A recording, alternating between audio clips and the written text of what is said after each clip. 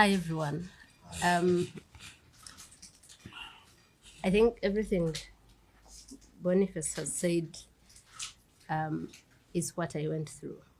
Of course, everyone experiences what happens to us differently. So I will just focus on a few things that I thought about during that time. So the first time they put us in that car, the car is very dark, but they thought it important to add a blindfold. It's very tinted, very dark. Where they were putting me to sit, that's in the middle chair. There were guns. They had to first remove them so that I sit. So I am seated in the middle of two people. The one woman on that squad and another man. Boniface is behind, also in the middle of two people, and there's another two people in front. So 6 people. So they blindfolded me.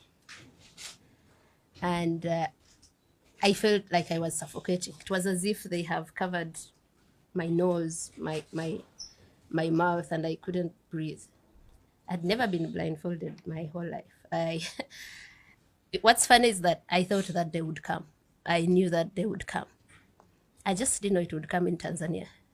I have lived looking over my shoulders in Uganda, where I have made so many powerful enemies because of my work. So it was strange that the day I had dreaded, that I had known would come someday, was coming in Tanzania, where I hadn't done absolutely anything, not even go on the street to protest, which is also right, but at least they could have that excuse. They picked me from a hotel I was in. The hotel, which was shocking, was very happy to give them everything, access to our rooms. Like it looked normal to them. The lawyers we went with, and it was good that we knew what was happening in Tanzania. It was good to appreciate, because I have never seen where lawyers cannot say anything. We left that police station. So we'd been detained at immigration office for about 4 hours. We were at a police station for another 1 hour. They dismissed the lawyers, and the lawyers came to tell me, they have told us, you are being detained overnight. We will find you here in the morning. And I'm asking them a question. On what charge? Because after 5 hours, we don't know what charge. When I was being questioned, questions moved from Bonnie's gadgets. And I said, I don't have them. You came to my room. The only property of Bonnie's, you saw it. You checked it. From Bonnie's gadgets to what are you doing in Tanzania? Okay, when did it become a crime to go to Tanzania? But I came here legally. My passport was stamped. There's no notice anywhere that has said Tanzania is not allowing nationals into its country. Why were you at Tundu Lissu's trial?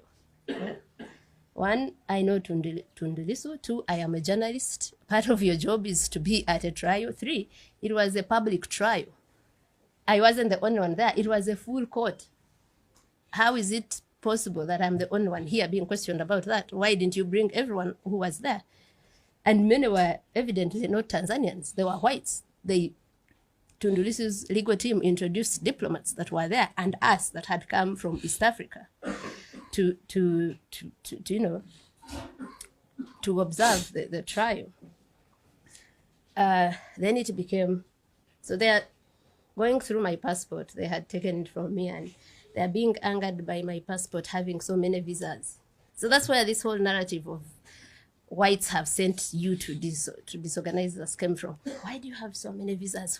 How do you travel to all these countries? Where do you guys make your money? I should be an activist too if it makes you guys live such a life. And so at some point I asked them, may I be told what issue you have brought me here to address? Because it was moving from all over the place, and I think what Boniface didn't tell is that because they are used to not being challenged, questioned, or even answered, so they found 2 people and they called us arrogant. But it was confidence of, I haven't committed any crime. I know my rights. I haven't broken any law. So every time you're asking me a question, I am going to answer. And there are questions they would ask, and I would say, but how is this question related to why I'm here? Do you have children? I said, what have my children got to do with this? And like Bonnie said, so we are being questioned by so many people. That room had, I think the room at the immigration office had around 7 people. All of them, every time I say something, they jeer with so much anger. It was as if we had done something very personal to them. So up to the point where we go to the police station. And this is something I've wanted to emphasize. So I come from a country that is also very dictatorial, full of impunity, but I never thought that one day I've found a country that is worse, a government that is worse. So my shock was that we are in the hands of public officials. They picked us from the hotel. They told our colleagues, because the Elder General Ulimwengu asked the guy, I remember the first name being George, what's the issue? Why are you taking them? And they said, just for them to help us with some investigations, answer some questions. So the feeling was that let's not be accused of blocking any form of investigations.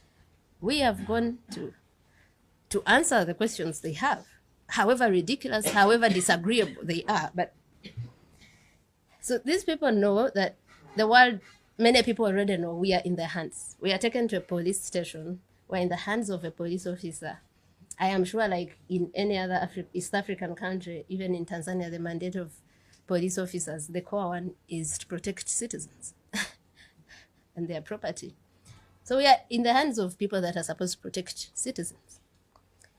But this person, that guy that was, we later to learned his name to be Faustin Mafere, called thugs to pick us from a police station, from his custody, without a care of, I am untouchable, not just here in Tanzania, but everywhere.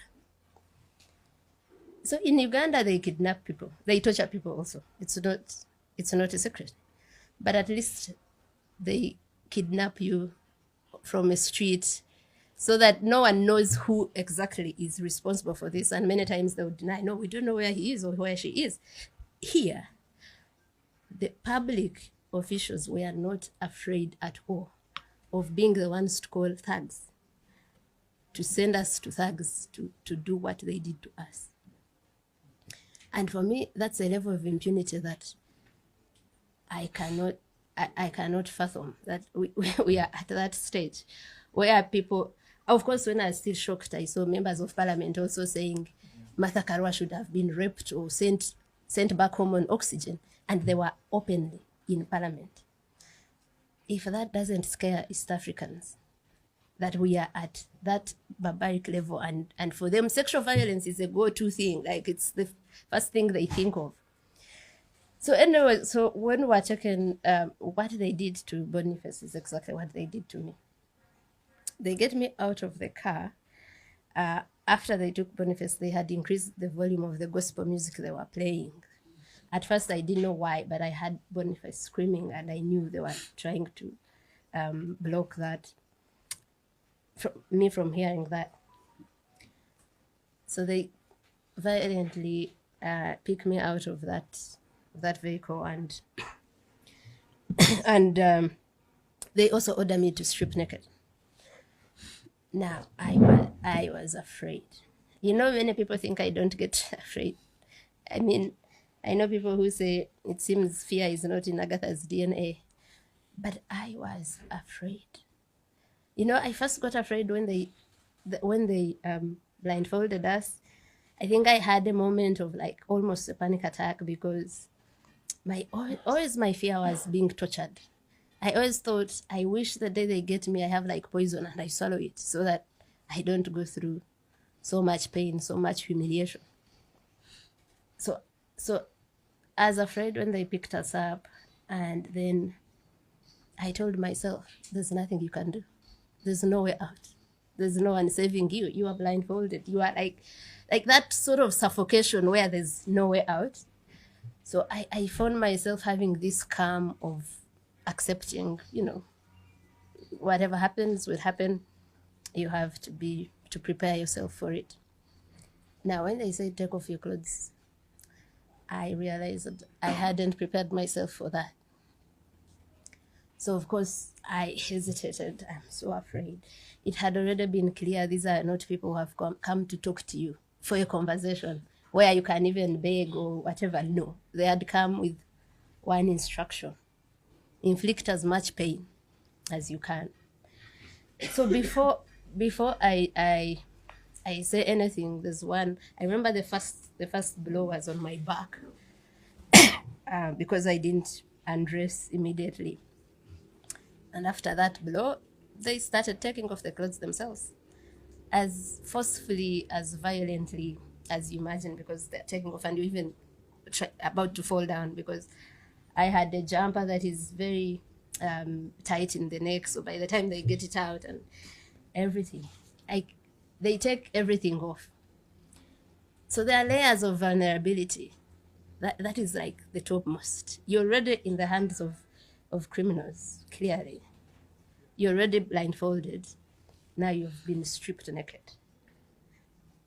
You don't know what's happening. You don't know what's in front of you in your, complete nakedness and all. So yeah, they tie me up. They first handcuff me, but before handcuffing me, they put my jumper that I was wearing to put the handcuffs on top. But still, it still left marks anyway. Yeah, so they tie my arms to my legs, and they also, put like something wood, like a stick in between, and then they carry me upside down like that. And the rest is everything they did to Boniface. They are inserting something in your anus so bad, like so deep, you want to beg them to actually rape you in the right place, because you are thinking it can't be as painful as this. Of course, that's in the moment of that pain. But after that, you thank God that now you're not dealing with HIV, other diseases being, So they didn't use their sexual organs. That was, and I had to say, a relief with all that happened, but it could have been worse. I didn't see a way out of that. I didn't think we'd get out of that alive. It brings me to what I have, wanted to tell the citizens of East Africa. We are alive because of you. And it's important that we've now understood that as East African citizens, we are on our own. We are on our own, and we were saved by you, ordinary people. No guns, no office, no money, no nothing. The noise everyone made. They had thought it would be like those Tanzanians that they kidnap and torture and kill, and it goes quietly. No one knows them. I think when he's talking about his government letting him down, at least they pretended and put out a statement. Mine didn't. Because for our governments, it was good riddance. Someone else is getting rid of our headaches. Why would they care about that? But the people of East Africa who have now understood that we only have each other.